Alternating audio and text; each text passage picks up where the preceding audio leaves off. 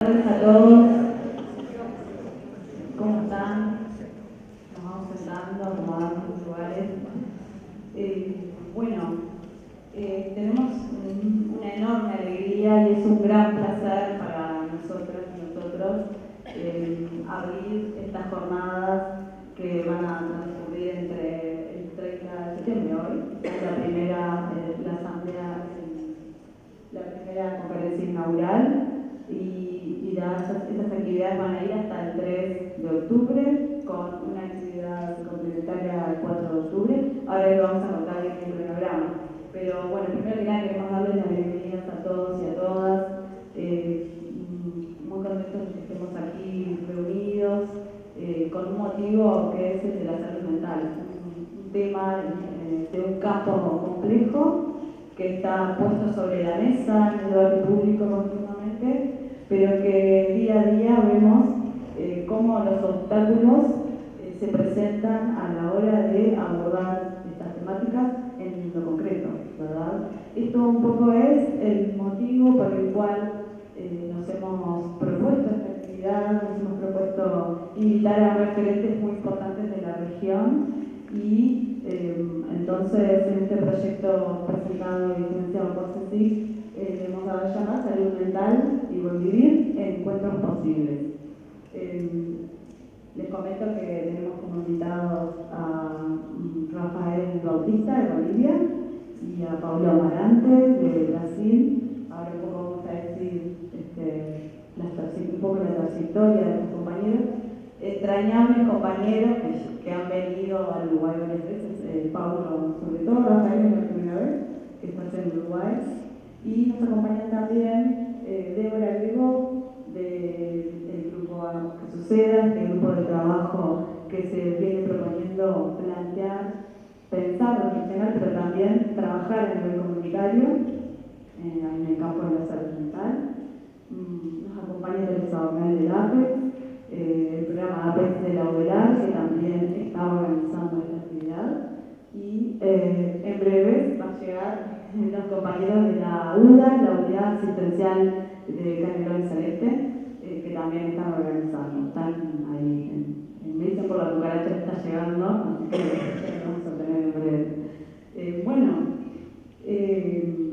Tal vez antes de comenzar, comentarles que nuestro compañero Pablo Amarante es doctor en psiquiatría, es investigador senior de la Fundación Osvaldo Cruz, es también docente en diferentes universidades de la región,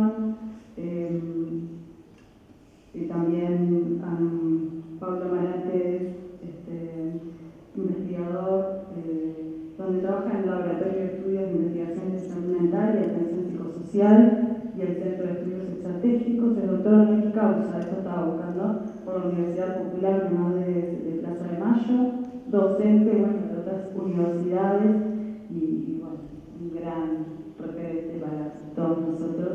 Después nuestro compañero Rafael Bautista de Bolivia ha sido escritor, ha sido director, ha sido epistemólogo y ha sido director general de la Dirección de Geopolítica de Vivir Bien y Política Exterior de la Vicepresidencia del Estado Plurinacional de Bolivia.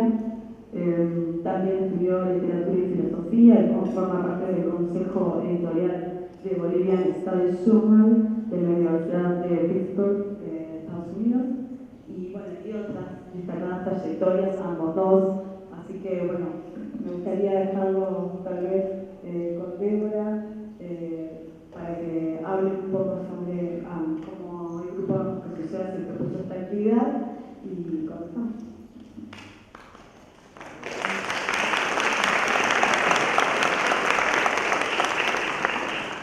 Bueno, acaba de llegar Elizabeth de la UDA, así que le invitamos a que pase a sentarse acá al frente.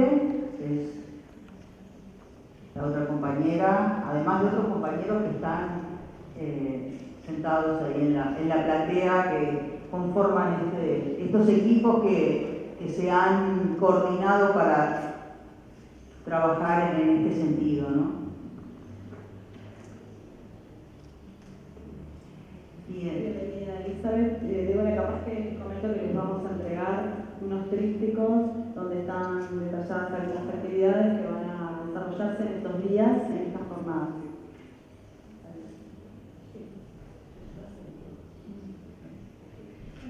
Sí, es para el hijo, pero somos nosotros. Tenemos cierta informalidad. Sí, porque hay otras actividades, aprovechamos ya la oportunidad que nos dan, va a haber otras actividades que, bueno, ahora después, más tarde, Laura las va a recordar, porque hay otras, además de las que están acá en el tríptico, que son bien importantes y que de alguna manera marcan el perfil de esta actividad cuando vean en los diferentes espacios donde intentamos desarrollar y generar un espacio de pienso. Cortito solamente, como una de las compañeras más del grupo Hagamos que Suceda.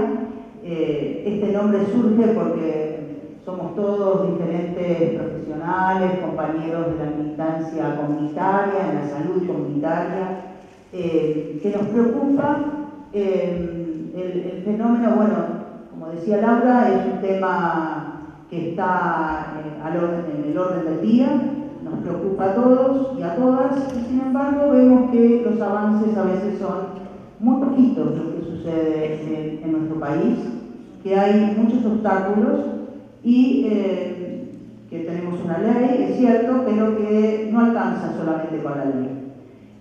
Bueno, la pregunta fue cuando armamos este grupo de salud comunitaria, es bueno, ¿qué pasa? Y dijimos, bueno, hagamos que suceda en el sentido de poder colaborar, poner nuestro granito de arena en generar un espacio real de transformación. Entonces, bueno, tuvimos, dentro de todas las actividades que venimos haciendo, que son fundamentalmente trabajos en los territorios, en territorio, a partir de lo que surge en las demandas en los diferentes territorios. Esa es la experiencia que Hagamos que Suceda, experiencia inmediata, más allá de las experiencias que tenemos cada uno de los que integramos este grupo. Pero bueno, en este sentido fue que, y con estas preocupaciones, y conociendo a estos destacados compañeros y amigos, es que surgió la posibilidad de esta actividad, una actividad que lo que intentamos a partir de sus expresiones, de sus conferencias, de sus intervenciones, es que, bueno, generemos como una molestia epistémica, digamos.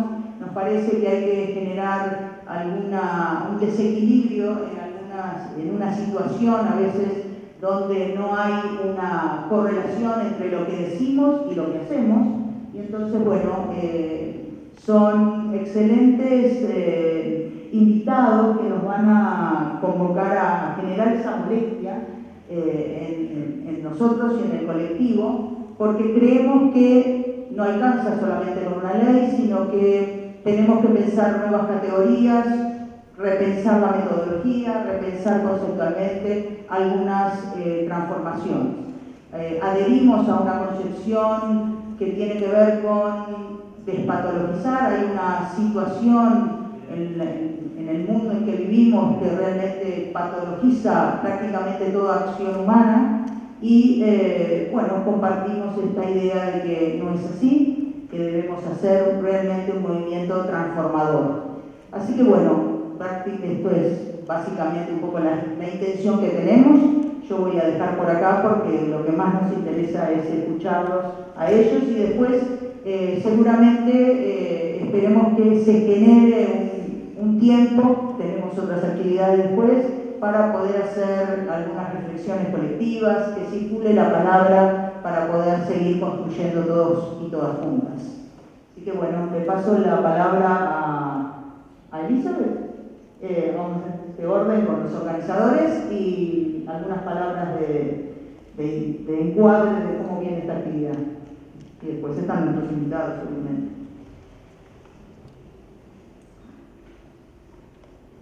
Bueno, buenas tardes. Antes que nada, agradecer la oportunidad de este encuentro y el tiempo que se ha tomado para llegar hasta acá. Más que contentos con haber logrado que pudieran venir estos invitados de lujo que tenemos, que refleja más de un año de trabajo coordinado entre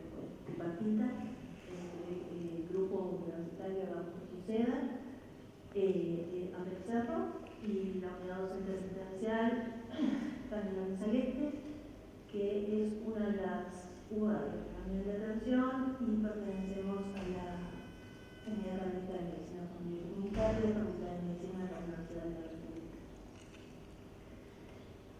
Bueno, nada, desde nosotros con mucha emoción, porque dentro de las cuestiones que abordamos en el estudio de la UBA, la salud mental siempre ha sido uno de nuestros pilares, y a nosotros nos gusta decir que somos un territorio desde que empezamos en el año 2008, porque así sentimos que trabajamos y creo que así nos empeñamos en trabajar.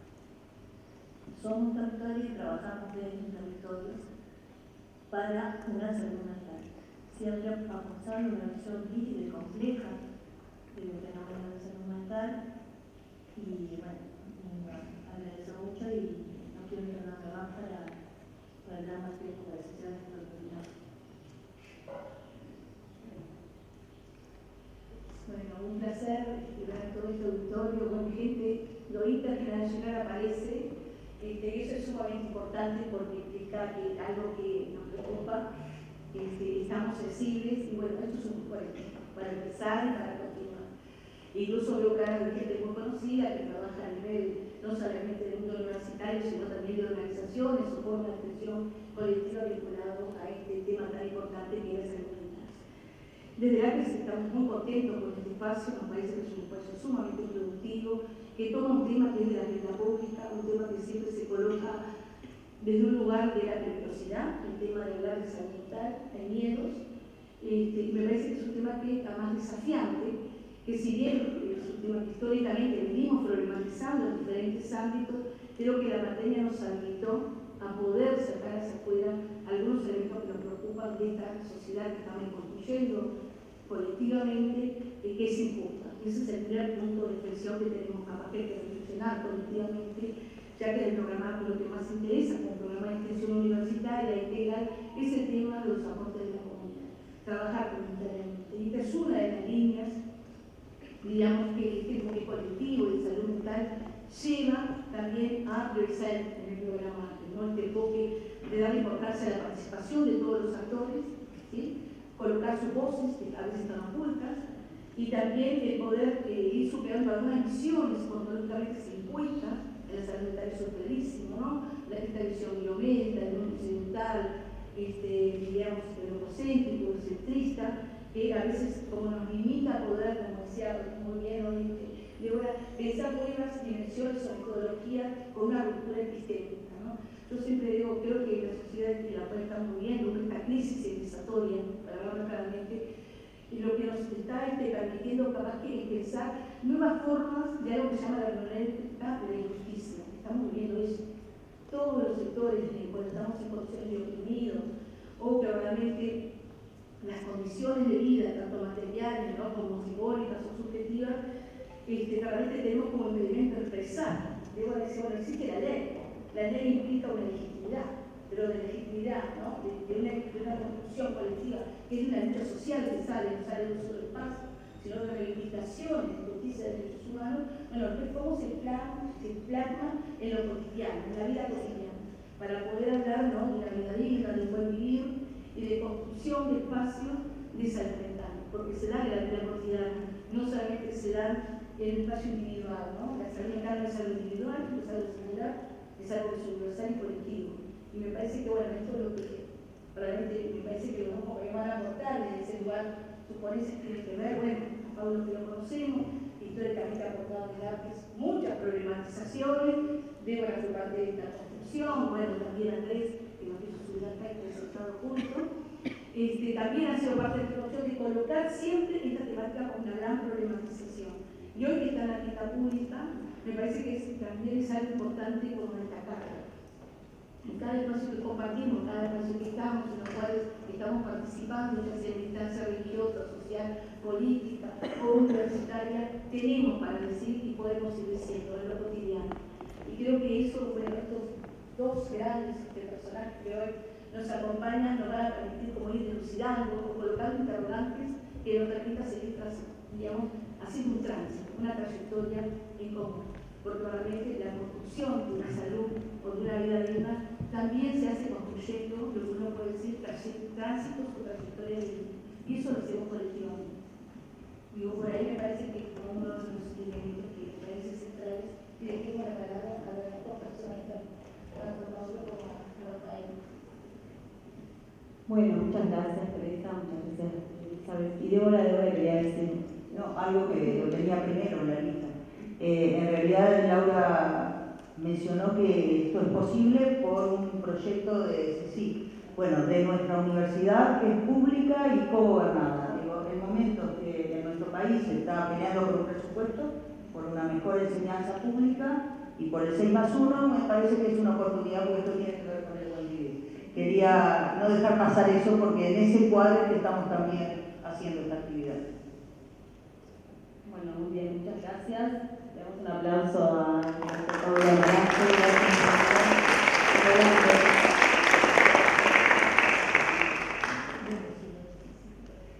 Peço eu sei, como combinamos, né? Buenas noches, uma vez mais, muito contente de estar aqui, muito feliz, tenho muitos amigos, amigas já aqui no Uruguai, alguns anos trabalhando já juntos. Recém conseguimos publicar um livro, que é um livro já prometi para divulgá-lo, pensava que estaria aqui, não sei, aí. Esse livro eu escrevi durante a pandemia, Loucura e Transformação Social, que a partir da experiência do Brasil se planteia muitas questões ligadas ao campo da saúde mental. Esse livro depois foi publicado em Inglaterra e na Suíça, depois na Argentina, e o último é azul. Não sei como andas a distribuição, depois se pode fazer pela editorial aqui de lá. E eu tenho alguma dificuldade de mirar a pantalla. Pergunto se quando falar de aí ou que aqui é uma grande. Okay.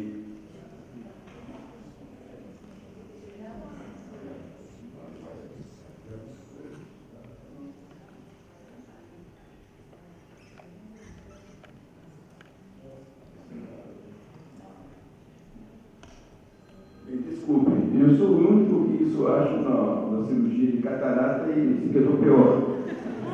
Todo descio lá, vai dormir na luz, se vive novamente, se pensa viver, para mim foi Las Trevas.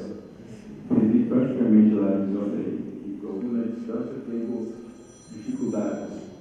Bem, eu estava agradecendo a todos os organizadores, organizadoras, a todas as pessoas, amigos que estou encontrando cá, lá na universidade. Me chamou. E confesso que estou também um pouco nervoso. É um clima assim, um tanto formado, né? Há um espaço acadêmico, assim, e bem, você vai tentando sobreviver. Você sabe, esse livro, essa história, de um processo em Brasil que chamamos de reforma psiquiátrica, que chamamos assim, de todo um processo, e não é somente o câmbio de um sistema assistencial. Né? Quando eu me formei em psiquiatra, eu comecei a trabalhar, e no Brasil só teria uma forma de trabalhar na área pública do Brasil, que era trabalhar em manicômios, em monovalentes, hospitais psiquiátricos. Todos eixos terríveis. Eu chamava colônias. Depois de muitos anos eu fui me perguntar por que colônia? Por que colônia Echepar, colônia Oliveira, na Argentina, colônia... Tuvimos uma colônia em São Paulo, colônia de Juqueri, que chegou a ter 20.000 pessoas internadas. Esse era o objetivo da colônia, fazer uma colonização, uma cidade de loucos, uma cidade de pessoas apartadas pela sociedade, que eram sacadas pelas famílias, do trabalho, pelos espaços públicos, e que deveriam viver em comum numa instituição sob controle, sob repressão, sob disciplina, por um modelo de organização social, submetidos por quê? Quem eram essas pessoas? Eram pessoas, em geral, que há poucos dias vez oí escuchar, ou escutei isso, oí falar, Raul Zaffaroni, muitos lo conhecem, é um juiz argentino, dizia: minha experiência com essas instituições é que estavam lá muito pouco por seus diagnósticos, e mais por suas condições econômicas, sociais, de vulnerabilidade.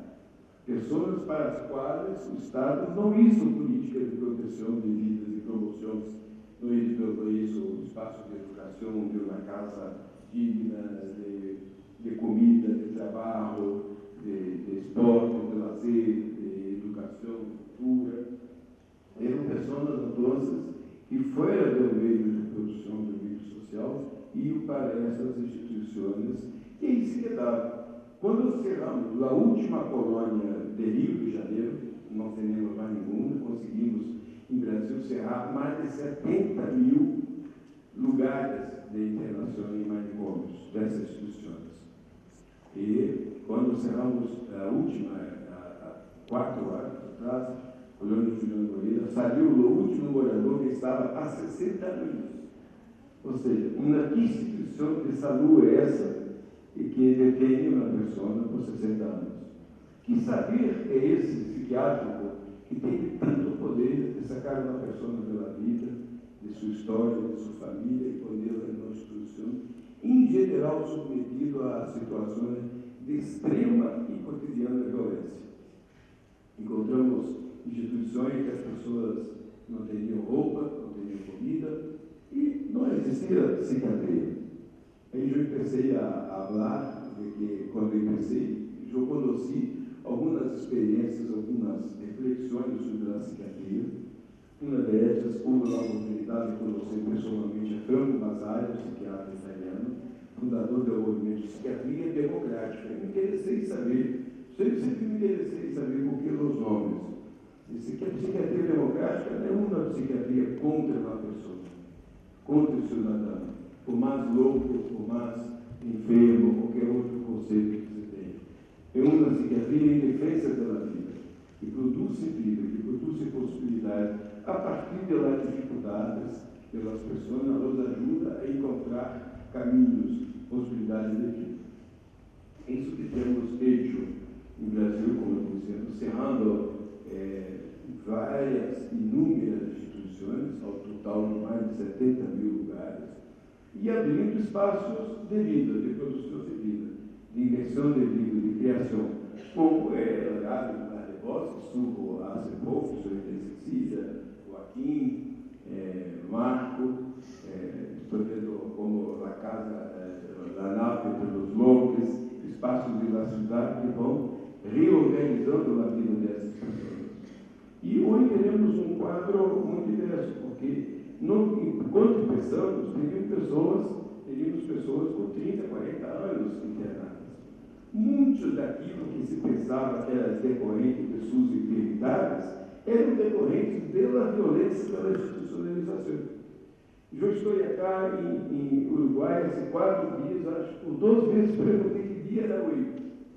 Quando viajamos, perdemos um pouco a noção de tempo, a referência, que não tudo que trabalha hoje, tudo regular. E que dia é hoje? Pense em pessoas que se queiram anos internadas, sem contatos com famílias, sem contatos em muitas situações com jornais, com a televisão, com rádios, pessoas que se quedavam em células puertas, toda essa organização de violência, eram pessoas que não teriam possibilidades de vida.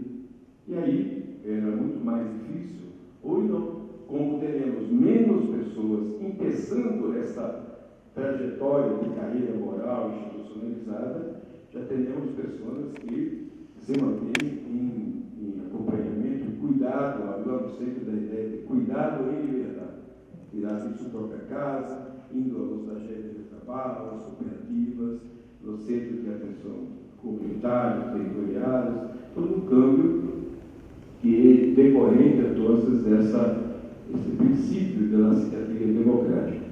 E outra linha que eu conheci, houve o prazer também de conhecer e participar de eventos com uma das mais importantes psiquiatras autoras disso, os dois são psiquiatras, assim como eu, é a psiquiatria crítica. A ideia é que é necessário, para poder ter um diálogo com caminhos possíveis de outras práticas de pensar a vida, é humano, a experiência de vida, em que o Web vive, o princípio de los originários nos traz, é poder superar a ideia de que tudo se explica com a psiquiatria, ou se explica com as ciências decorrentes derivadas pela psiquiatria social. Isso eu queria poder, a parte de cima. Ano passado, com um biólogo brasileiro, grande amigo, que trabalha comigo, Siddhartha Ribeiro, escrevemos esse artigo que está em inglês, de uma grande repercussão, que é sobre o empobrecimento epistemológico da psiquiatria, o empobrecimento científico da psiquiatria. O que estamos notando? Que a psiquiatria, desde o princípio, que chamava a loucura de alienação mental, o conceito de Felipe Pinel, alienado aquilo que está fora de si, fora da realidade, incapaz de perceber, incapaz de decidir, incapaz de ruízo, né? Incapaz de liberdade, incluso, porque se não tenho consciência, não tenho liberdade de ir, de decidir. E esse conceito de alienação se foi buscando na ideia de fundamentação orgânica, e se chamou como degeneração mental, degenerescência, uma ideia que eram pessoas generadas com defeito, geradas com problemas, com erros genéticos. Nunca se comprovou isso. Depois se começou a falar de enfermidade mental, em português é doença. Depois a própria psiquiatria abriu mão de chamar de enfermidade, porque não tem uma fundamentação como as demais enfermidades.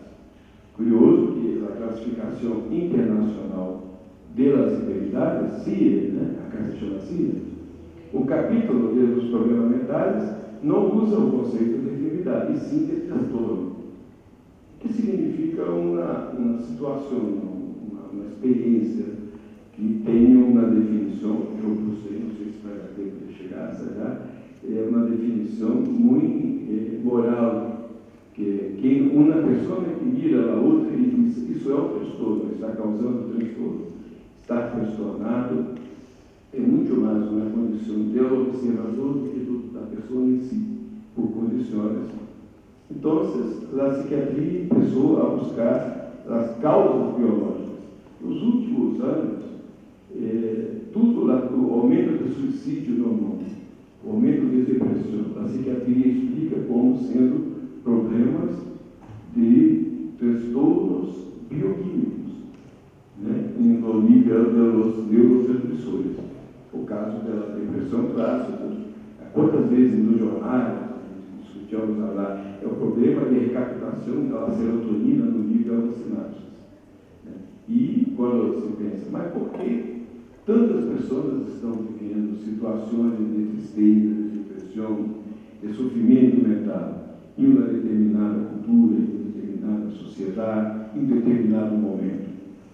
Então, a psiquiatria saca fora essa pessoa como tendo um problema individual, saúde mental explicada a partir de uma explicação individual, e lo deixa fora de um contexto político, econômico, né, em um momento que estamos sentindo, e aí não sei até que ponto Rafael vai abordar as questões mais macro-políticas, geopolíticas, mas estamos vendo um campo amplo de câmbios na área do trabalho, da uberização da sociedade, o desemprego, a perda de segurança, de garantia, de bem-estar do Estado, de proteção pública.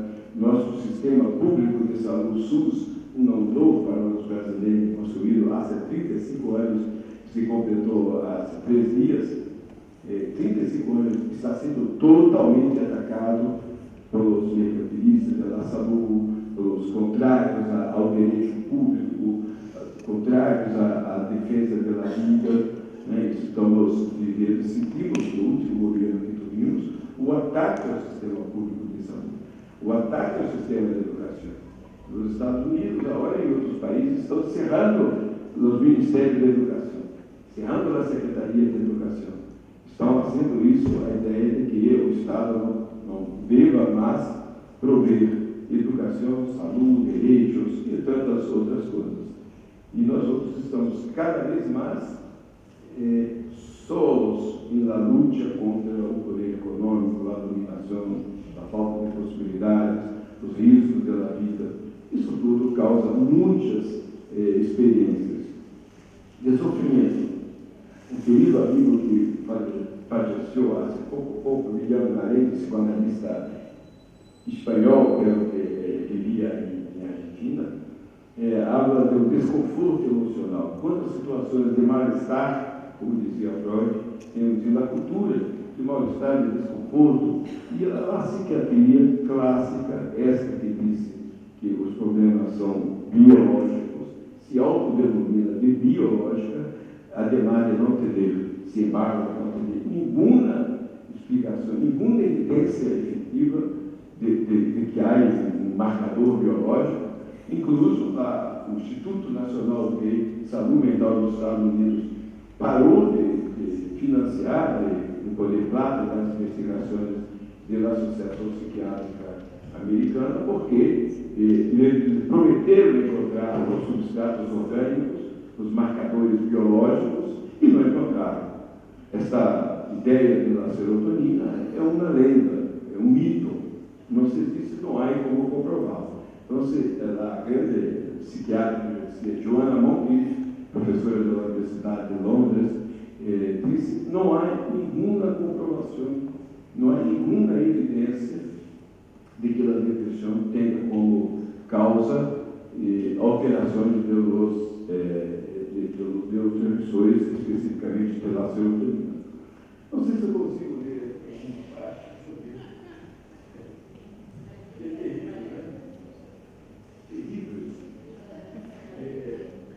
Então, eu queria recordar que a hora, essa é pouquíssima, eu vou tentar ver se possível.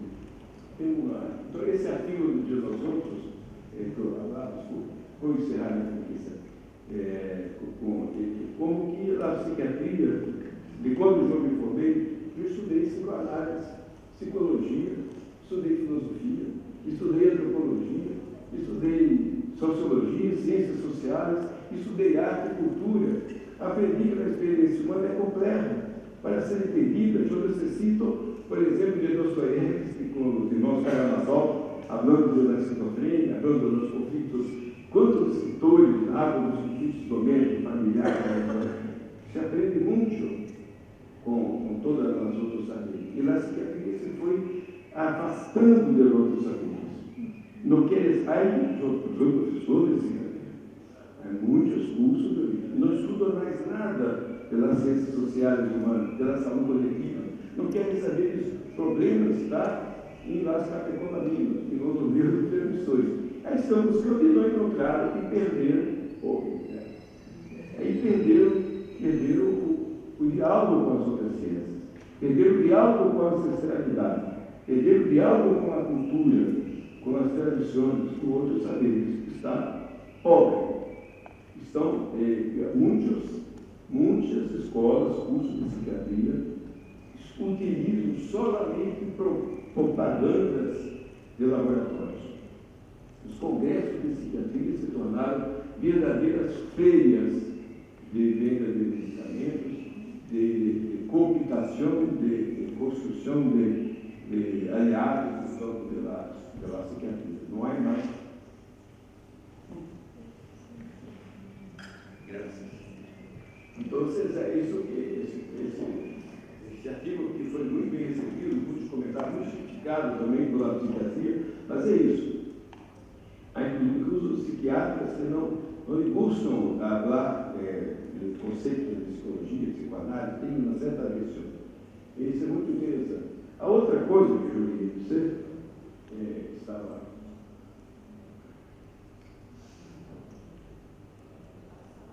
Estou tentando, aí sim.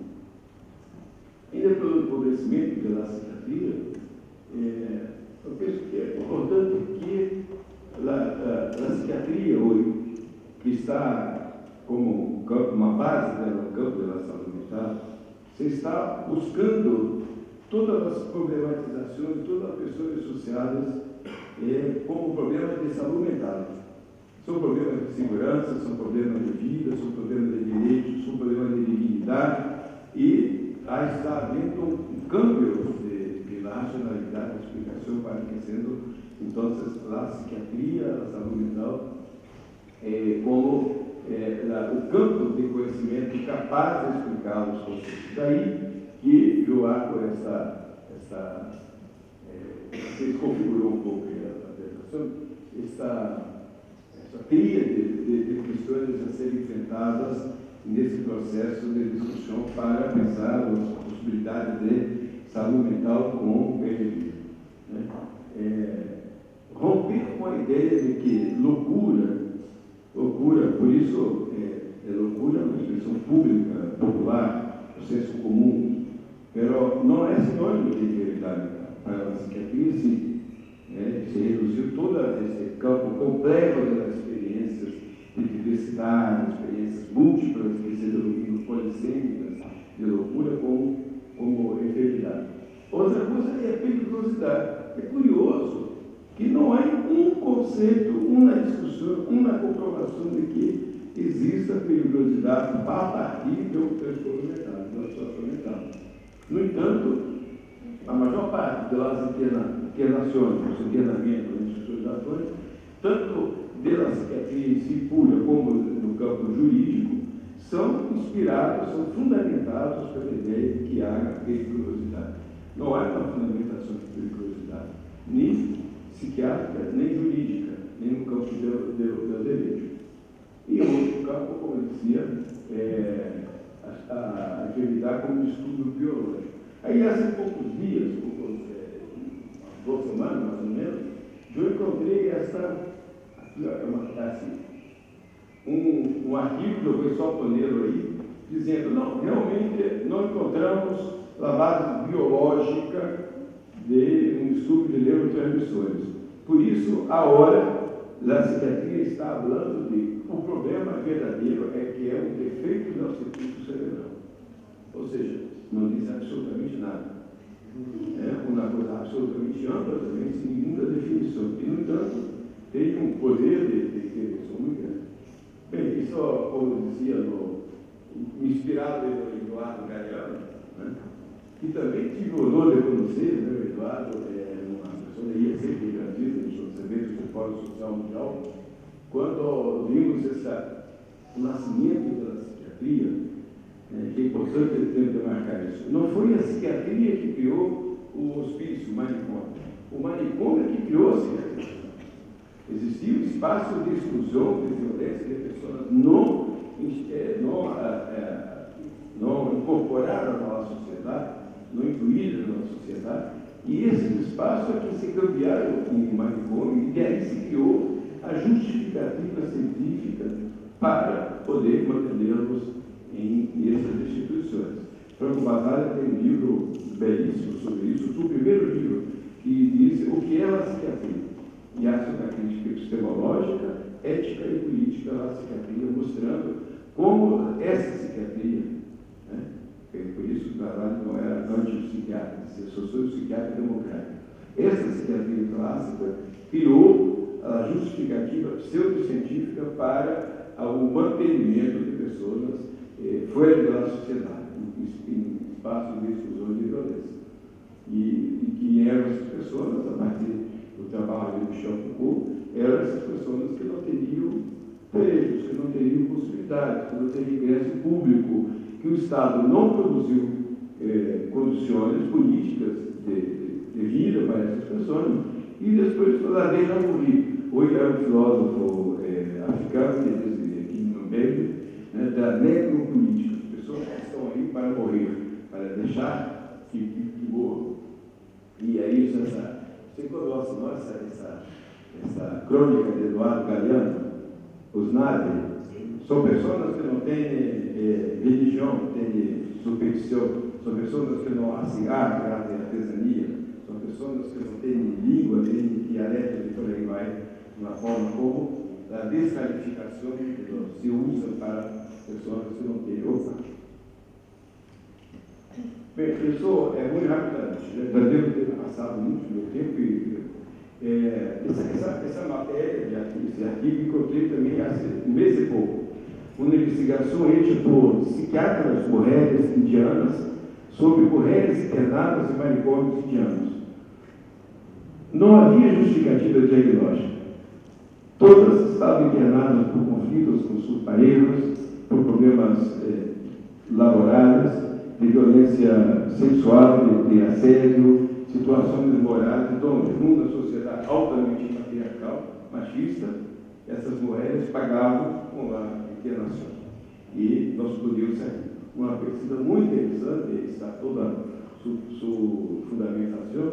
Me publiquei nesse sítio, que eu sou editor, médico do Brasil, loucura do Brasil. Essa outra coisa é recém a hora também. Em Gaza, eu estou sabendo da situação gravíssima que está ocorrendo em Gaza. Saiu uma matéria da Organização Mundial da Saúde, surpreendida com o crescimento absurdo de depressões em Gaza. E disse, está vendo em Gaza que as pessoas estão com problema de recaptação de serotonina? Olha, Gaza está vendo um genocídio de anos, uma perda de direitos, uma perda de casa, uma perda de relações sociais, de pessoas queridas, perda de tudo. Né? Como viver sem conflito, sem sofrimento? Então, essa ideia de como o sofrimento humano, a depressão que se seja, hoje está tão medicalizada na depressão que não se habla mais de depressão sem pensar em enfermidade. A pessoa não pode dizer que estou deprimida, que estou ideia, porque se associa à ideia de que são transtornos mentais e não problemas decorrentes de uma reação necessária. Então, há 4 anos em Petrópolis, na cidade de Rio, houve um desabamento, morreram 300 pessoas em uma noite. E, dias depois, eu fui chamado, sou da Fundação Oswaldo Cruz, para ir trabalhar lá com. Por quê? Porque estavam chegando carros de antidepressivos sendo distribuídos gratuitamente às pessoas que perderam pessoas, na vida, que perderam casa, que perderam, e estavam diagnosticadas com depressão. E eu disse, não, ao contrário, nesse momento as pessoas não necessitam de antidepressivos, necessitam de reações, devem sofrer, devem reagir, devem maldizer a todos, a tudo, o que se sucedeu, necessitamos de pessoas que podem ter condições de operar, seguir operar.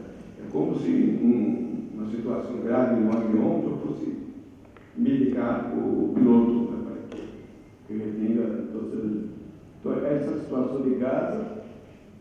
Outra questão, outra pesquisa, o suicídio aumenta em Brasil, especialmente entre populações originárias, entre indígenas. Isso é uma outra demonstração de como tem a ver com situações. As pessoas perderam a identidade, anomia, direitos, não têm mais terra. A terra é fundamental. Os originários não querem comida. O governo dá comida, dá uma bolsa, se chama Bolsa Família, Bolsa Cesta Básica. Né? Não querem comida, querem terra.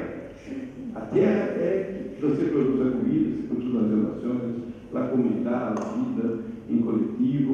Né? Então, e aí é surpreendente realmente quantas situações de suicídio, tentativas de suicídio entre os originários. É uma outra. Então, e a última aqui que eu pus é uma grande escola de medicina em São Paulo, há pouco também, militar, discutiram o que estava fazendo, que muitos alunos de medicina, numa escola famosa, considerada uma das melhores, estavam ou suicidando-se ou com intento de suicídio. Aí estavam podendo consultório de psicanálise, de psiquiatria, de psicologia, e não havia mesmo uma pergunta simples: por que está havendo isso aqui? O que tem nessa escola tão boa, tão reconhecida, que as pessoas não querem morrer porque estão aqui? Aí vamos ver, a universidade é um espaço altamente elitista, excludente, é um espaço de poder, de rejeição às pessoas, principalmente no Brasil teremos as cotas, né? Aí uma lei que diz que pessoas indígenas, pessoas negras, pessoas pobres que não tiverem educação básica de qualidade tenham o direito a entrar na universidade por cotas. Essas são as pessoas mais vitimizadas por ideias de suicídios, porque existe uma prática generalizada, cotidiana, de rejeição, de reprovação, de não aceitação dessas pessoas, como que pessoas de outra classe, de outra natureza, que estão ocupando os espaços tradicionalmente pela burguesia, pelos grupos dominantes. O jogo já deve estar passado, né, Leandro? Esse é o Bruce Levine, que eu disse que faz esse artigo que justifica, olha, como critica, justifica criticando que agora sim a psiquiatria disse que encontrou o problema, que é um dos defeitos do circuito cerebral. Estou tentando demonstrar que tenho trazido algumas coisas aí, né, que já falei um pouco disso. Essa é a definição de transtorno mental que eu dizia. Tão utilizada, impressionante. Logo, a Organização de Saúde Pan-Americana, Mundial, pessoas das pesquisas, estão aumentando os transtornos mentais no mundo, tantos por cento. Em 2030 teremos tanto. Mas o que é transtorno mental? São situações de insegurança, de inseguridade, de tristeza, de sofrimento, de falta de proteção, de falta de coletividade, de falta de espírito de solidariedade. Tantas outras práticas que, explicitamente com o modelo neoliberal, estão crescendo. Né? As pessoas estão cada vez mais preferindo os seus próprios interesses. Se habla muito pouco de coletividade, de práticas coletivas, de associações, de associativismo. Os setores mais conservadores criticam a ideia de partido, de movimento, de associação, de sindicato. Estamos cada vez mais solos, enfrentando a grande máquina de poder, de opressão, de violência. Isso é necessário entender. Quantas outras situações, como disse, pelas mulheres internadas na Índia, pelos suicídios no Brasil e muitos outros, que são situações muito claras quando se pensa na estrutura, o contexto das outras situações, que podemos intervenir. Então, como já disse 3 ou 4 vezes que estou acabando, com a unidade indigenada, eu não estou acabando. E como assim? Não? Então, cambiando a forma de cuidado, de escuta, de práticas coletivas, cada vez mais temos, a hora que temos 32 anos de um coral cénico, um coral de saúde mental, que dissemos assim, são espaços de entendimento coletivo. As pessoas se sentem a ser parte de um grupo, de uma banda, de um grupo de carnaval, de um teatro, de um coletivo, de um grupo de esportes, de várias outras atividades, né, com crescimento não há de manicômios e não há solamente de prescrição de medicamentos, e esse é um dos grandes temas que eu estou trabalhando. Hoje, não se tem conhecimento, não se tem a dimensão do que está representando o uso crônico de psicofármacos na sociedade. As pessoas estão cada vez mais tomando psicofármacos, a psiquiatria está prescrevendo de maneira irracional os psicofármacos. A dependência química dos psicofármacos é mais problemática do que, em muitos casos, de álcool, de crack, de cocaína. Muitas pessoas não conseguem mais parar o antidepressivo, o antipsicótico, e quando vai a seu médico, ele diz, não deve parar porque a enfermidade está morrendo. Não é a enfermidade, está morrendo, está chegando, é síndrome de abstinência gravíssima. Em Holanda, de onde é permitido a eutanásia, aqui o guarda está discutindo, né, também a eutanásia, em Holanda, muitos pedidos de pessoas para ser eutanásia, ou é acessível como seja, porque não suportam mais viver à base de psicofármacos. E como isso chega à população? Quase nada, porque há um controle da grande mídia, há um controle dos congressos, há um controle das revistas científicas, e não se consegue quase ter a dimensão de quanto que essa redução do problema da vida a transtornos mentais. Transtornos mentais, supostamente um transtorno biológico, deve ser corrigido com psicofármacos. Então, as pessoas estão tomando psicofármacos cada vez mais. Então, não há um aumento efetivo de transtornos mentais. Esse conceito entra comigo, como pensando. Há um momento de diagnóstico psiquiátrico, há um momento de patologização de questões da vida que passam a ser compreendidas, entendidas e ressignificadas enquanto transtornos mentais e enfermidades, sinônimo de padecimento de doenças mentais. Então, esse é um grande desafio, eu penso, para as instituições de saúde, para as nossas práticas. Podemos criar práticas coletivas de tanto de grupos operativos, grupos de participação, atividades outras de reorganização de suporte de vida, muito mais importantes do que a ideia de ter um diagnóstico e uma prescrição. Então, eu hablo com meus alunos, estudantes de psiquiatria, vamos ter mais cuidado, pensar mais na questão de que nossa psiquiatria é somente prescrição. A grande maioria dos psiquiatras que estou falando de minha profissão, em Brasil, não tem mais do que 5 minutos para escutar uma pessoa na nova consulta. São consultas relâmpagos, se diz, né? Na receita quase que pronta, e geral depressão, antidepressiva, 2, 3, após farmácia é outro problema gravíssimo. Pessoas que estão tomando 12, 13, 15 psicofármacos. E a grande dificuldade é poder depois interromper.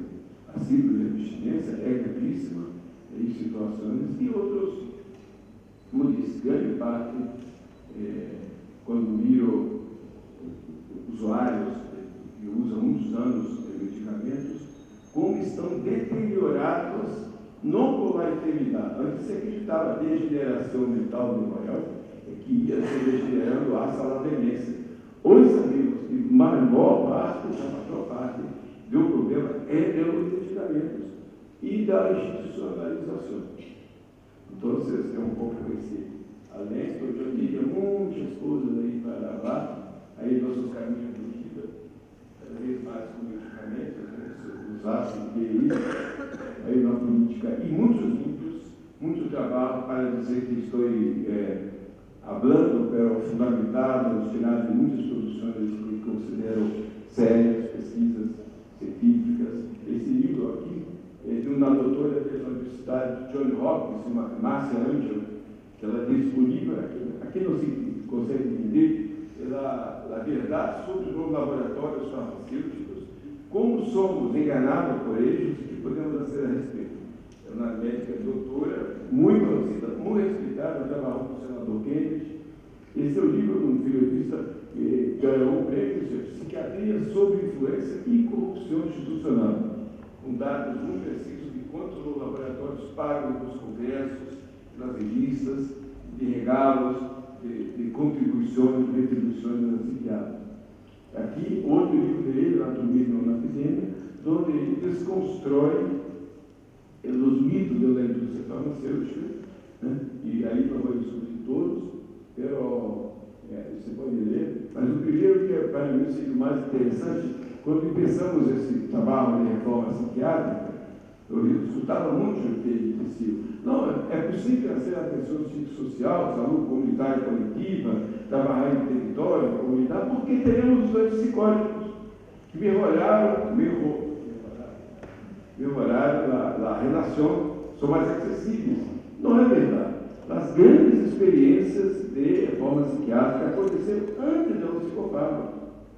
Quando a comunidade, a verdadeira comunidade terapêutica de Marcos Jones, o coletivo terapêutico do pessoal Tostelli, Franz Fanon, de Jean Louis, nem tantos outros, né? O grupo operativo de Pichon Guilherme, autor importantíssimo para ver pouco aproveitado para esse jogo, e tantas outras experiências que possibilitaram O trabalho da doutora Lise da Sudeiros, da psiquiatra conhecida no Brasil, na película sobre ela, Lise, o Coração da Loucura, com prática de arte, de cultura, de integração social, de coletivismo, de cooperação, né, de comunitarismo, de solidariedade, que abre possibilidades para pessoas que são diversas, que são diferentes.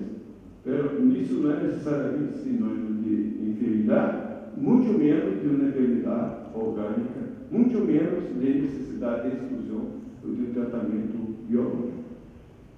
Vou acabar porque quando empeçaram com a droga psiquiátrica, que maravilha, doutorazinho, logo um tempo depois, mesmo os efeitos cinesia tardia, os efeitos neurológicos, foi passado.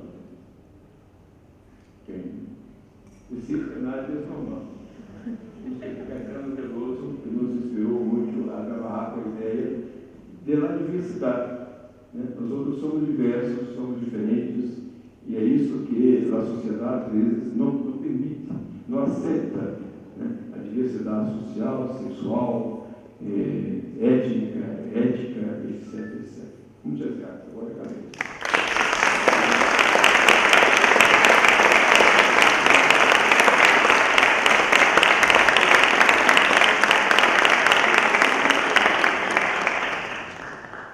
Muchas gracias a Pablo. Le damos la palabra a Rafael Bautista. Adelante.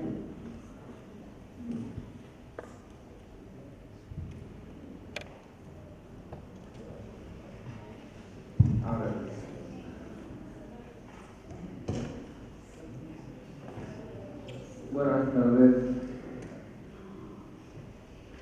Yo creo que nos meten en aprietos porque continuar lo que dijo Pablo no solamente es bastante sugerente, sino estar a la altura de toda la información que maneja.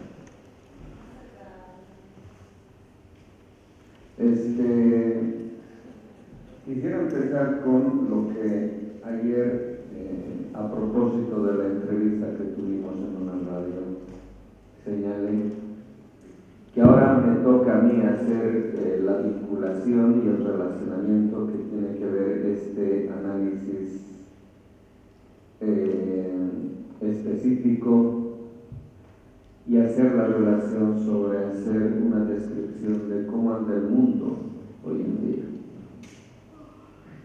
Desde la pandemia, que yo prefiero denominar la plandemia, porque ha tenido las características de un ejercicio militar con apariencia sanitaria. La enfermedad es el a priori de toda discusión futura, porque la salud se ha convertido en algo sospechoso. Así como dicen los juristas, nadie es culpable hasta que no se demuestre lo contrario. Hoy en día los médicos dicen que todos somos enfermos hasta que no se demuestre lo contrario. Ayer les contaba yo una broma a propósito de eso, ¿no? Alguien va al médico y comenta a su amigo y le dice: fui a ver al médico y me dio 6 meses de vida. Ay, qué pena tanto así, le dice. Sí, pero le dije que como no tengo plata para pagarle, me dio 6 meses más.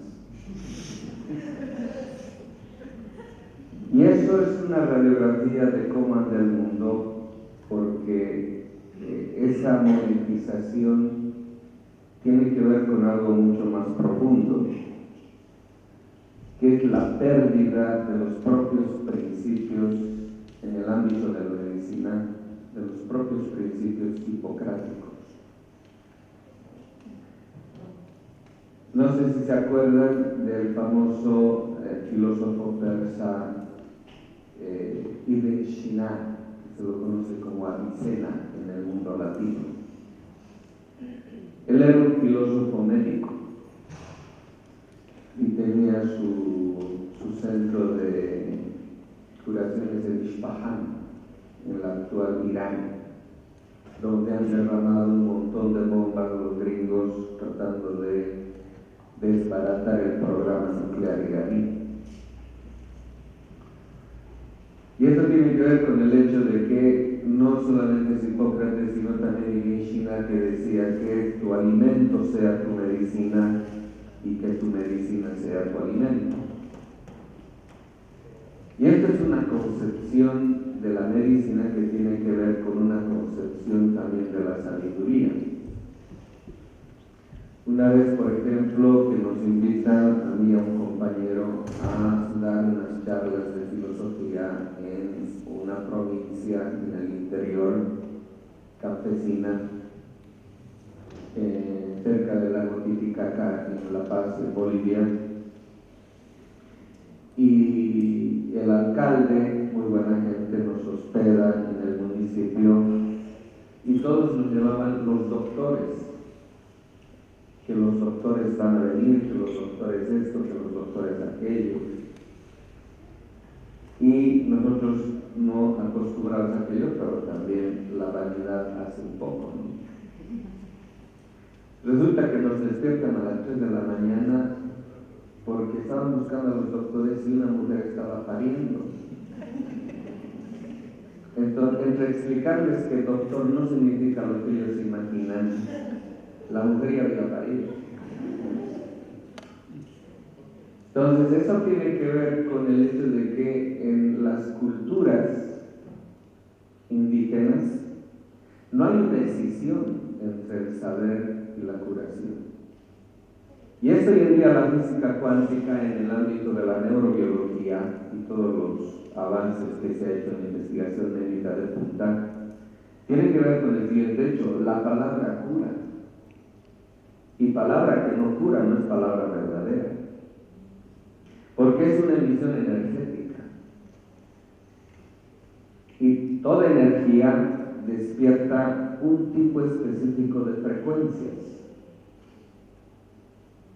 Entonces, si la palabra es creadora, la modernidad ha perdido la capacidad curativa del discurso. Y hoy en día es curioso ver cómo donde más ha degenerado la palabra es en la política. Y ha degenerado tanto que, por ejemplo, cuando estaba en Buenos Aires decía, al escoger a Milei han echado por tierra toda la tradición que señalaba a Buenos Aires como la Atenea de Sudamérica. Como después de haber tenido un Borges, un Bioy Casares, un Atahualpa Yupanqui, etc., se escogen a un presidente que habla cada sandez y que da vergüenza escuchar. Y no es solamente en la Argentina, en todos nuestros países está sucediendo eso y a nivel global también. El ejemplo es Trump. Si la palabra ha degenerado a ese estado, quiere decir que hemos perdido los parámetros vitales de lo que se concebía antiguamente como la curación misma, presupuesta en el diálogo comunicativo. No en vano, el último intento crítico de Europa, que es la ética del discurso, la segunda escuela de Frankfurt, Karl Otto Appel y Julian Habermas, le dan importancia a la comunidad de argumentación, porque según ellos hemos perdido la capacidad de comunicarnos. Y eso ustedes ya lo saben, a nivel de pareja es ya casi demasiado difícil comunicarse. Uno prefiere separarse a resolver sus problemas. Como también suelen decir, ¿no? Uno se pasa toda la vida buscando el amor de su vida, se cansa y recién se casa. Porque hasta nos gusta sufrir y nos buscamos quién nos haga sufrir. Y eso denota una pérdida de capacidad vital de renovación de la propia existencia humana. Y ese es el tema hoy en día en la filosofía, pero que ya no está en Europa o en Estados Unidos, que está en el sur global. Porque el asunto ahorita álgido, recurrente, preocupante, es el sentido de la vida. Si la vida no tiene sentido, no vale la pena vivir. Y el neoliberalismo, que no es solamente un sistema económico, es un reseteo cultural y civilizatorio. Ha atomizado de tal forma al individuo moderno que cada uno solo persigue sus intereses individualistas. Por eso el neoliberal no quiere tener pareja, no quiere comprometerse con nada ni con nadie, solo quiere satisfacer su propio ego. En Bolivia decimos algo atrevido, que les puede sonar chocante, pero los adulones son expertos en masturbar el ego del líder. Y dicen los sabios, si quieres hacerle daño a alguien, llénale de halagos, llénale de mimos, llénale de elogios, que se lo va a creer. Y dicen los místicos, en el corazón del soberbio no tiene cabida Dios, porque el ego se inflama de tal forma que aparece como una burbuja financiera, que cuando revienta, revienta todo. Entonces, ese diagnóstico, llevarlo al ámbito de la filosofía es ahorita una de las tareas que se ha propuesto, por ejemplo, la ética de la liberación, en la cual nosotros nos hemos formado, que tiene que ver con asuntos vitales que no pueden ser atendidos solo en momentos críticos, sino que tienen que ver con la vida cotidiana. Porque la política se juega en la vida cotidiana. La política se decide en la vida cotidiana. Y parte de la existencia humana está plagada, para bien o para mal, de política. Aquí estaba encontrando la cita de un pensador italiano olvidado, Palmiro Togliatti, que lo cité en uno de mis libros, y dice él: en lo político está la sustancia de la historia, y para aquel que ha llegado a la conciencia crítica de la realidad y de la tarea que le espera en la lucha por transformarla, está también la sustancia de su vida moral. Entonces, renovar la política, cosa paradójica, significaría reformar la existencia humana. Porque en la política dirimimos las cuestiones vitales que afectan a todos. Y eso se nos ha sido arrebatado. Porque nadie cree ya el hecho de que las votaciones escogen realmente a quién nos va a gobernar. Se ha mediatizado tanto la política que ya no elegimos. Y es más, el pueblo realmente está hoy en día completamente excluido de las decisiones políticas. Y la política afecta a todos porque básicamente ahí se decide desde los presupuestos hasta los proyectos. Entonces estamos, como quien dice, cercados por una realidad que cada vez está llegando a ahorcarnos. Y el mundo, para colmo, ha tomado ya una serie de mutaciones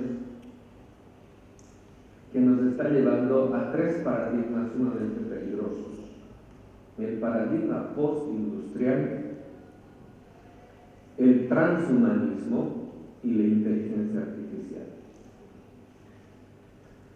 Cosa curiosa, lo que le ha sucedido a Dios ahora nos sucede a nosotros. Ahora tenemos que justificarnos frente a nuestras creaciones, que son las máquinas. Vamos a tener que producir una nueva antropología para decir que nosotros somos superiores a las máquinas, porque hoy en día las máquinas están demostrando que pueden pensar de modo más eficiente que el propio ser humano. Hoy día, ¿quién decide, por ejemplo, las apuestas financieras a nivel global? Son los algoritmos. ¿Quiénes deciden que se publique en TikTok, en Facebook, en WhatsApp? Son los algoritmos. Y el algoritmo que representa es el triunfo de la tecnocracia. Esa es la burocracia 2.0, digamos, donde nadie se hace responsable de nada porque los números no tienen alma ni corazón. Deciden fríamente. Y es el producto de una racionalidad que ha divorciado razón y vida. La antropología que ha producido el mundo moderno ha producido un humanismo selectivo y excluyente. Desde 1492, cuando se origina, dice Dussel, es el acta de bautismo del mundo moderno, el mundo fue separado entre superiores e inferiorizados. Y como todo es dialéctico en la vida, esa inferiorización de los excluidos y de los negados en su humanidad, ahora le está alcanzando a todo el mundo. Incluso, por ejemplo, hoy en día el racismo ya no precisa de la identificación fenotípica del acusado, del señalado. La emérita, por ejemplo, de la Universidad de Potsdam, Florence Koch, a propósito del enfrentamiento entre Rusia y la OTAN que está sucediendo en Ucrania, ella dice, imagínense una emérita de la Universidad de Potsdam, asesora de la Unión Europea, de la Comunidad Europea de Naciones, decía, los rusos, aunque se parezcan a nosotros, no son como nosotros. Imagínense, y los rusos son tan blancos como los europeos. Y decía, no comparten nuestros valores, lo cual los hace inferiores a nosotros. Esa selectividad negativa que ha producido la antropología moderna, que yo llamo el racismo como clasificación antropológica de la humanidad, ha caído totalmente en descrédito cuando han surgido los BRICS, y potencias económicas emergentes como la China han demostrado de que no solamente no son inferiores, sino que ahorita están en condiciones de barrer del mapa a la suma conjunta de Europa y Estados Unidos en todos los ámbitos, desde el económico hasta el tecnológico. Ahorita los chinos, por ejemplo, tienen la mayor cantidad de graduados en sus universidades que tienen que ver con tecnologías de alto impacto crítico. Ahorita ellos son los que van a capitanear el rumbo que va a adquirir la inteligencia artificial. En el índice PISA de calidad educativa, de los 10 primeros países, apenas 2 son europeos y son escandinavos. Estados Unidos está por debajo de Vietnam, imagínense. O sea, ese mundo que habíamos conocido por 5 siglos se ha desplomado, ya no existe en los hechos. El mundo unipolar, el diseño geopolítico centro-periferia, que no es solamente geopolítico, es ontológico y hasta teológico. Desde que apareció el episodio que llaman el autoasentado de las Torres Gemelas, ahí empezó la Tercera Guerra Mundial. Y lo que estamos viendo en Gaza es los propósitos mismos del imperio en decadencia, y como imperio me estoy refiriendo a esa triangulación ontológica de la presencia anglosajona de la Europa ontológica, es decir, Inglaterra, Estados Unidos, Israel y Australia. Ese es lo que llaman geopolítica el arco anglosajón. O sea, quieren deshacerse de la humanidad. y gas es la prueba de lo que quieren hacer. Porque desde el 72, con la publicación del libro Límites del Crecimiento, ya saben los ricos del mundo de que los recursos no son infinitos. Y ahorita están peleando por el acceso a los recursos. Pues estamos en medio de una guerra de carácter económico-financiero que no se atreve a decir su nombre, pero que está rediseñando las cadenas de distribución a nivel global, los corredores geoestratégicos, y ahorita Sudamérica está en disputa geopolítica. Ahorita nos basta simplemente como quien dice, un cachito, le dicen, para que revienten las contradicciones que venimos acumulando centenariamente. Ustedes han visto en mi país, un país prometedor que había propuesto al mundo un tipo nuevo de Estado que pretendía superar al concepto de Estado-Nación que viene de los tratados de Westfalia del siglo XVII. Y que ahorita ha entrado en caducidad y necesitamos reformular el concepto de Estado, porque a lo que apunta el nuevo orden mundial que pretenden los ricos del mundo es a rediseñar una gobernanza sin presencias estatales, es decir, sin soberanías nacionales.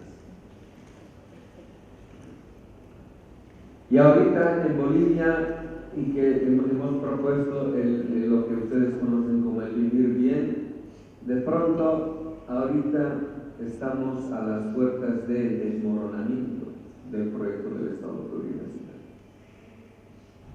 La derecha tiene 2/3 en el Congreso ahorita en Bolivia y se están disputando la presidencia en la segunda vuelta el Milei boliviano y un populista de derecha estilo Trump. Y eso tiene que ver con el hecho de que Bolivia fue un mal ejemplo y nos querían sentar la mano.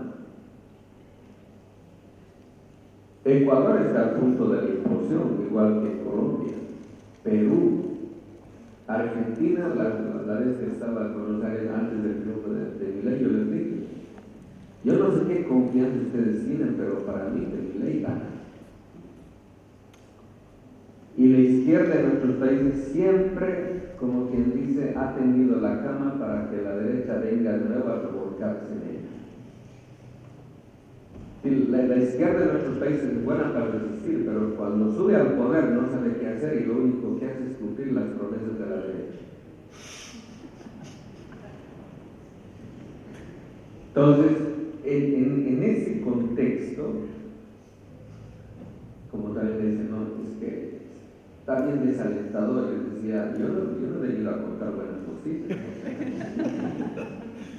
Y como siempre decimos en Bolivia, hay que tocar fondo para realmente ver en qué estamos.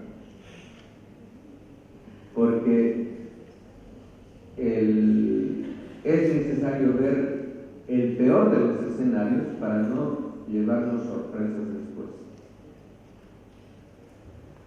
Entonces la cuestión es, ¿qué hacemos como región? Porque se están repartiendo el mundo. Las potencias emergentes, China, por ejemplo, está abriendo el mundo con el proyecto Belt and Road, la actualización de las rutas de la seda, para que todos los caminos ya no conduzcan a Roma, sino conduzcan a China. Y ahorita que han inaugurado el puerto en Chancay, en el Perú, prácticamente le están disputando la hegemonía, la geoeconomía del dólar. Entonces los gringos por eso están viendo cómo activar una resistencia frente a ello, porque los chinos, sin disparar un tiro, se están adueñando del patio trasero de Estados Unidos. Y ahora se ha demostrado que Trump no puede intervenir en Venezuela porque Venezuela cuenta con el apoyo de Rusia y China. Y eso nos lleva a una nueva crisis de los misiles. En el tiempo de Kennedy, fue el 61. Entonces, frente a eso, como región, otra vez volvemos a recapitular los ideales de Artigas, de Bolívar, de San Martín. O sea, ¿quiénes hicieron que nuestra independencia sea patrimonio para que se repartan la burocracia realista que convirtieron a nuestros países en latifundios suyos? Cuando el gran proyecto bolivariano era precisamente una confederación de tal magnitud que le haga frente a los afanes expansionistas de los gringos. Porque fíjense, la doctrina Monroe nace en diciembre de 1824, cuya autoría se la debe a John Quincy Adams, y que veían como un peligro potencial el proyecto bolivariano. Es decir, la doctrina Monroe se hizo para contener al proyecto bolivariano. Y por eso nos dividieron. Y hasta el día de hoy esa división prácticamente ha pervivido y ha hecho casi imposible una resistencia de carácter regional que pudimos haberlo aprovechado en los tiempos del comandante Chávez, que era el único que tenía lectura geopolítica en ese momento, y que se atrevió a formular el Banco Sur junto con el Mercosur, y de ahí teníamos la sexta economía del mundo, con Venezuela más con el petróleo venezolano. Y de ahí podíamos hablarle de tú a cualquier potencia mundial. Pero ninguno de nuestros presidentes entendió, ni el Evo, ni Correa, ni siquiera Lula, y eso que Brasil ya estaba en los BRICS, ni Kirchner, nadie le entendió. Y nos fue como nos fue, desaprovechamos eso, y ahora que la derecha está ingresando de modo rampante en muchos países, la tenemos más difícil. Entonces, en esas cuestiones, hilvanar la cuestión esta de que un proyecto de vida, como es un proyecto civilizatorio, como es la modernidad, ha entrado en colapso, en derrumbe vertical, porque ya no le puede ofrecer a la humanidad más alternativas posibles. Nos toca pensar cómo sería posible renovar, restaurar, reformular el concepto de vida, el significado del vivir, de tal forma de que alimente esa reflexión las luchas políticas que tenemos que enfrentar.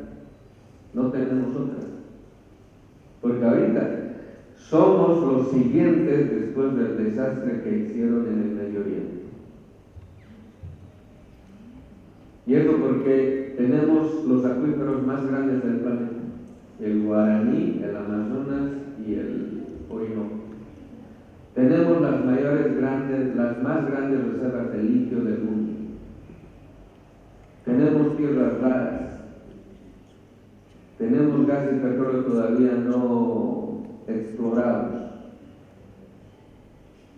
O sea, ahorita la única posibilidad que tiene el imperio en decadencia de reformular su estatura global es a costa nuestra.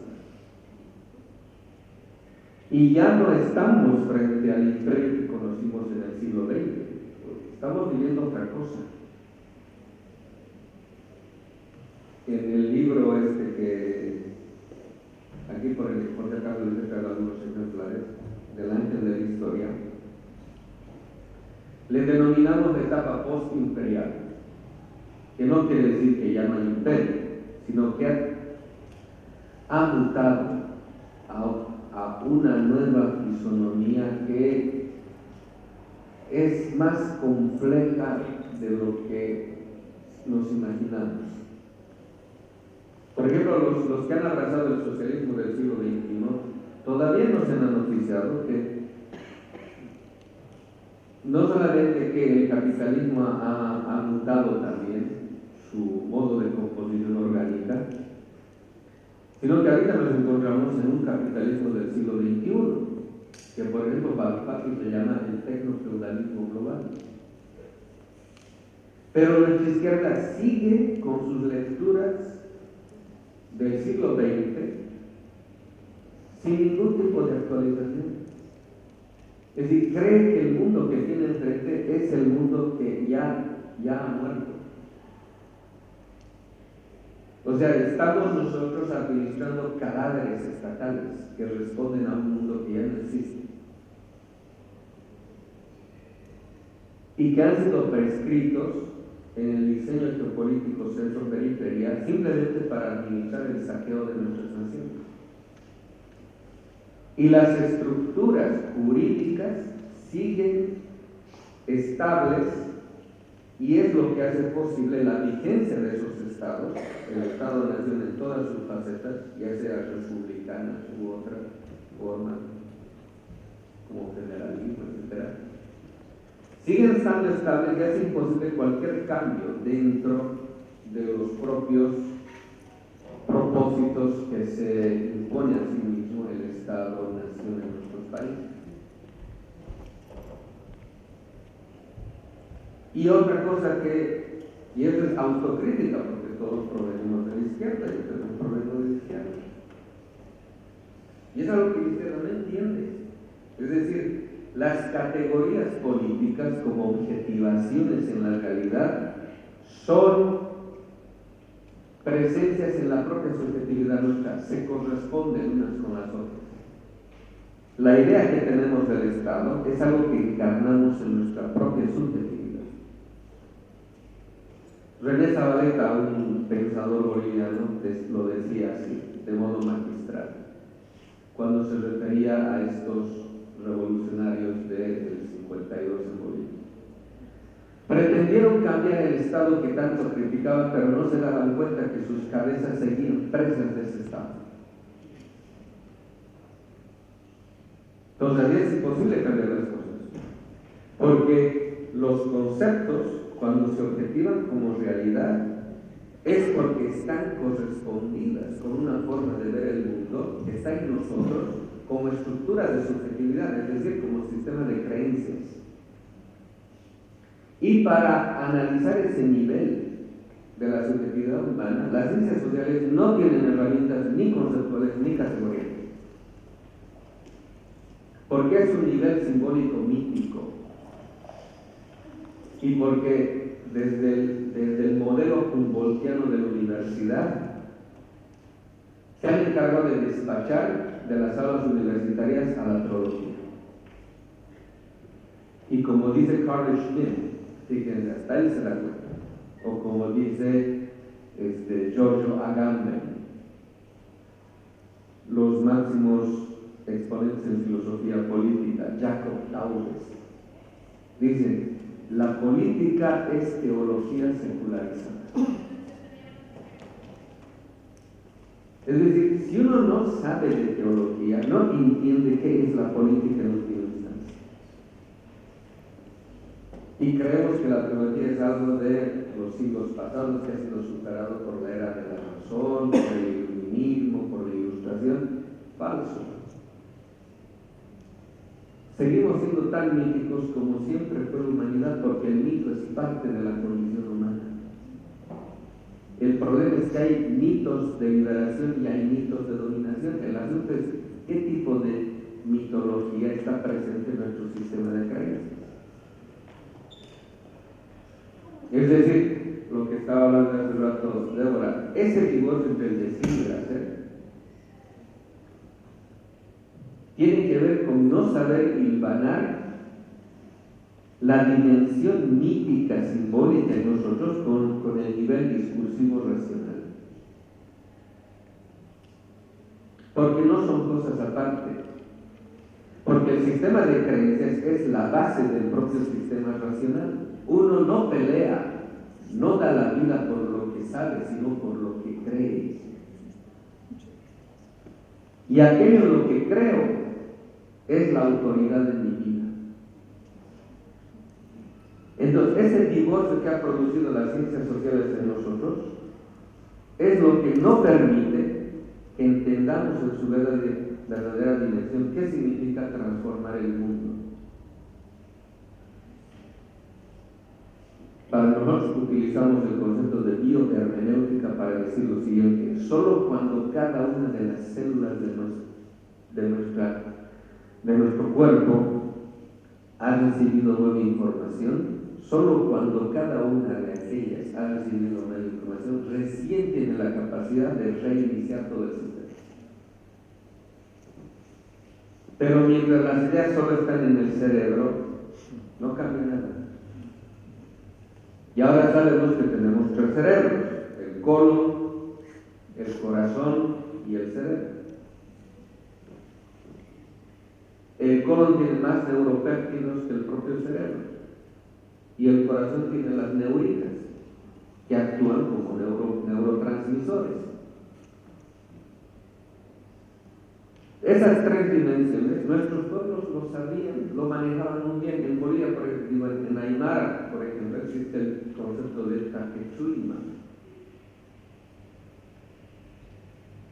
Chuima es el corazón, pero no es el corazón físico. El corazón físico se llama loque. El Taquechuima quiere decir todo el componente bioenergético entra en diálogo entre el cerebro y el corazón. Todo eso es Taquechuima. Por eso cuando se declara una pared, que hago con mi tapecho, y me está diciendo con todo mi componente energético, no solamente con el corazón fisiológico o físico. Y eso lo sabía, ¿por qué? Porque desarrollaron conocimiento holista, lo cual también hemos perdido. Entonces, cuando nosotros decimos, ¿no?, todos queremos cambiar el mundo, es decir, ni nuestra propia vida podemos cambiar. Y estamos queriendo transformar el mundo.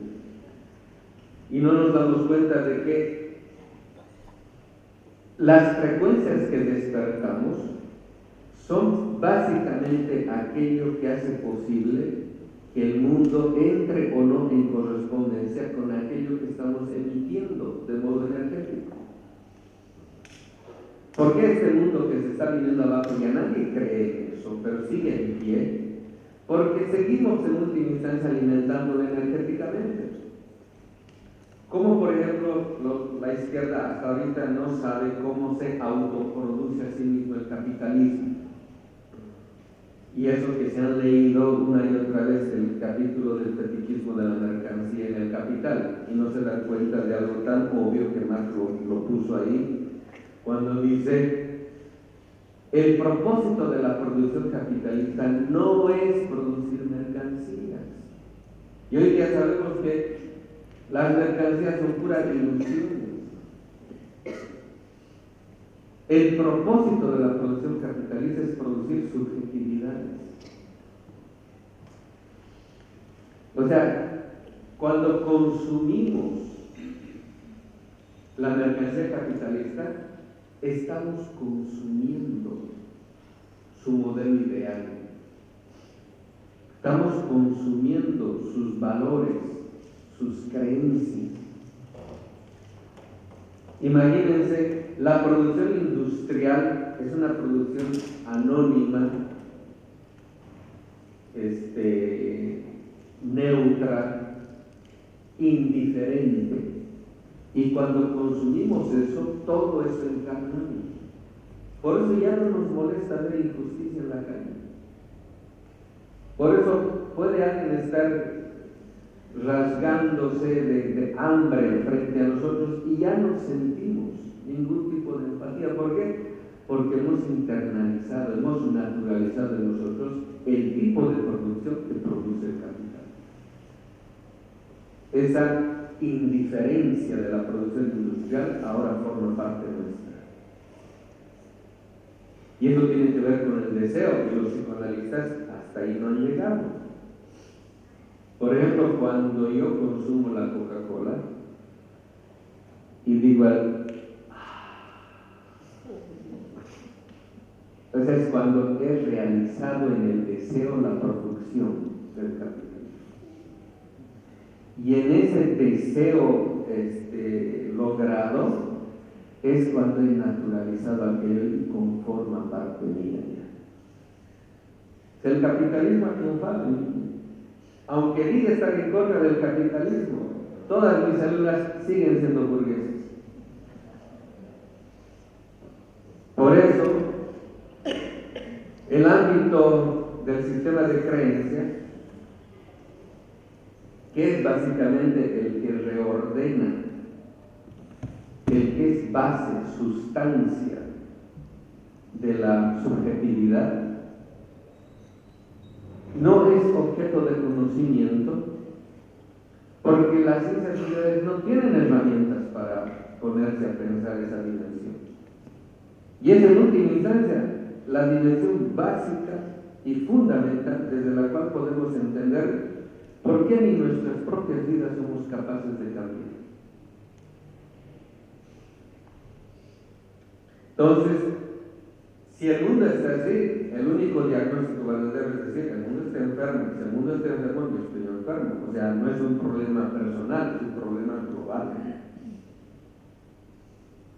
Y el capital es tan hábil que ha producido lo que llamamos de espiritualidad New Age, ¿no?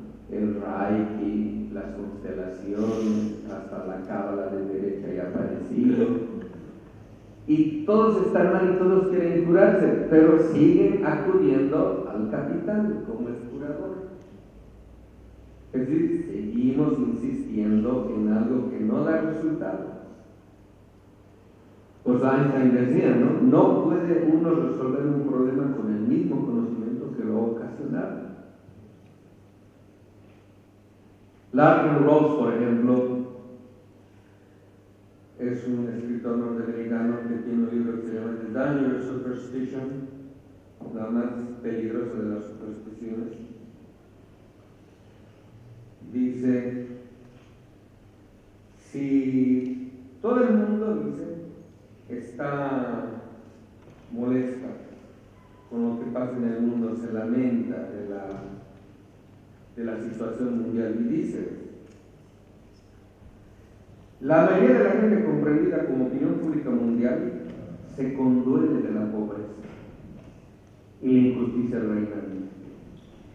Quisiera colaborar con algo para remediar aquello. Se vuelve filántropa. Pero, ¿no?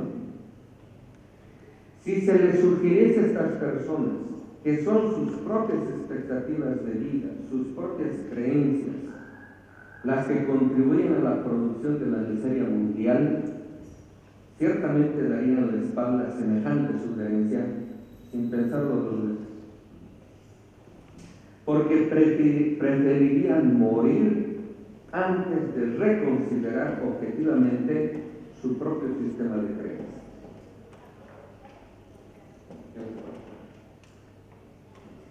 Es grave, ¿no? O sea, estamos tratando de diagnosticar el asunto y la única forma de curarse es cambiar de forma de vida, no hay otra.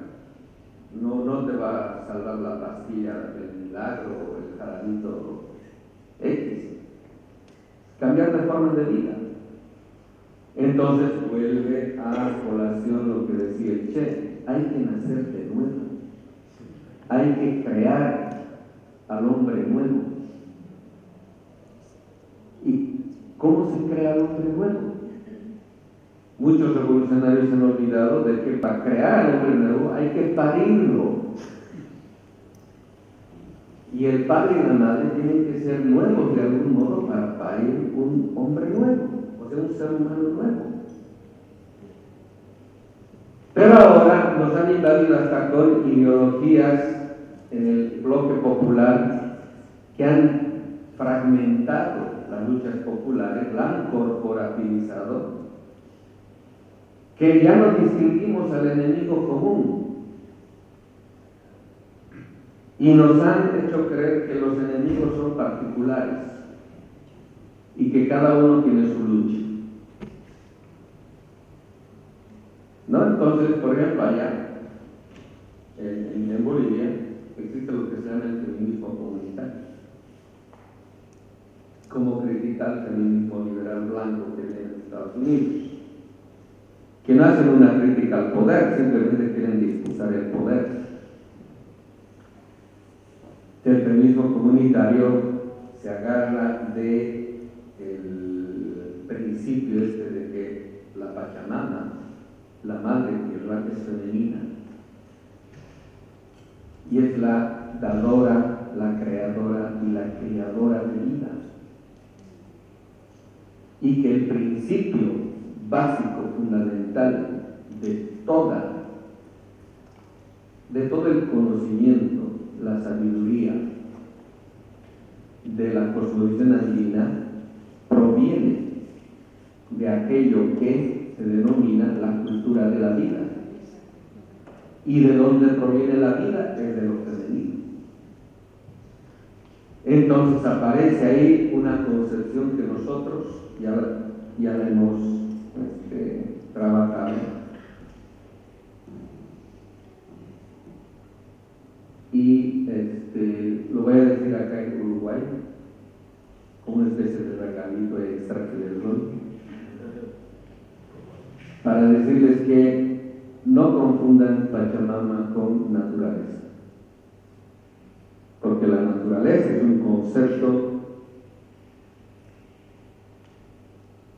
que se lo acuña en la época del Renacimiento, pero que lo trabaja muy bien Baruch Spinoza, y después acaba siendo el modelo, muy a pesar de Baruch, porque estaba diciendo otra cosa, que viene a ser el modelo de cómo entiende la subjetividad europea a la naturaleza, en el concepto natura naturans y natura naturalis.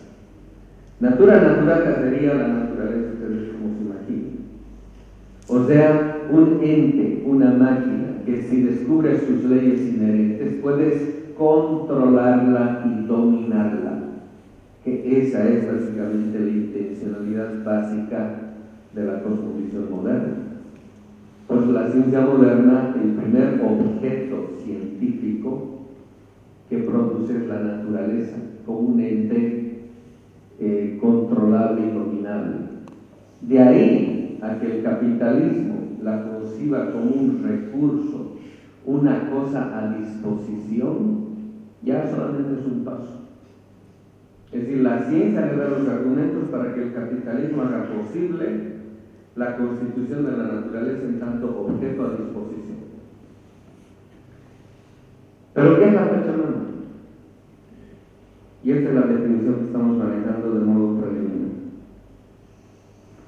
Pachamama es la culminación de un conocimiento que nos permite reconocer que todo, absolutamente todo, hasta una piedra, es persona. Y si es persona, es sujeto.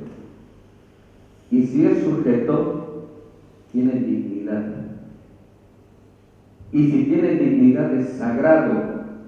¿Y por qué sagrado? Merece respeto. La forma de vida que se deduce de ese conocimiento alcanzado es lo que ustedes conocen como vivir bien. ¿Ves? Es otro paradigma. Es otra forma de concebir la vida y el mundo. Dentro de ese paradigma no hay lugar para el capitalismo. El capitalismo solo sabe producir destruyendo, porque cree que la naturaleza no solamente que cuenta con recursos infinitos, que es la mayor falsa creencia del famoso mito del progreso, sino que puede controlarla y dominarla.